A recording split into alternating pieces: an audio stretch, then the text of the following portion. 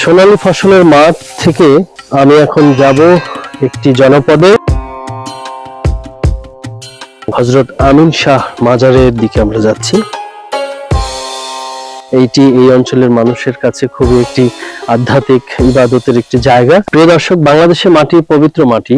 এই মাটিতে এসেছিলেন হযরত শাহজালাল, হযরত শাহ পরান রহমতুল্লাহ আলাইহি, এবং এই বাংলাদেশে আনাচে কানাচে প্রতিটি জনপদে কিন্তু ঘুমিয়ে আছেন মহান আল্লাহর বন্ধুগণ, যাদেরকে আল্লাহর ওলি বলা হয়।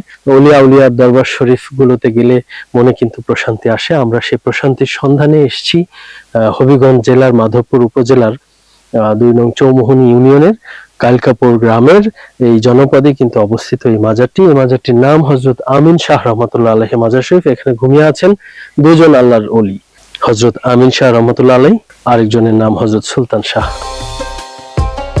আল্লাহর ওলিয়া উলিয়াদের দরবার শরীফের সাথে আধ্যাত্মিক সম্পর্ক বৃদ্ধি করে আপনিও কিন্তু আল্লাহর ওলি হতে পারেন। আল্লাহর ওলি হওয়ার রাস্তা কিন্তু বন্ধ হয়নি, হয়তো নবুয়তের রাস্তা বন্ধ হয়েছে, কিন্তু যুগে যুগে কালে কালে সাধারণ মানুষই অসাধারণ হয়ে ওঠেন তাদের সাধনা কর্মের দ্বারা।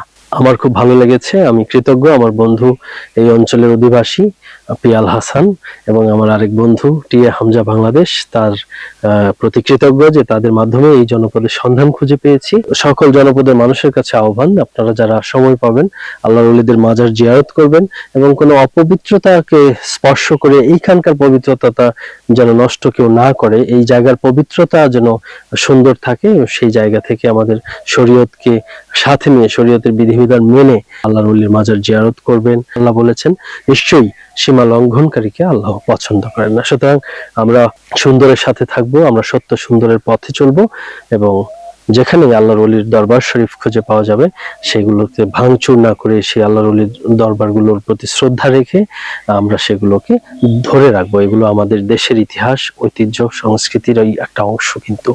আর ইসলামের ইতিহাসে এই জায়গাগুলো কোনো এক সময় প্রাগৈতিক ইতিহাস থেকে অনাগত আগামীর ইতিহাসে এই জায়গাগুলো কিন্তু আপনার সমৃদ্ধ করবে মুসলিম ইতিহাসকে। ভালো থাকুন, সত্য সুন্দরের পথে আজ এ পর্যন্তই।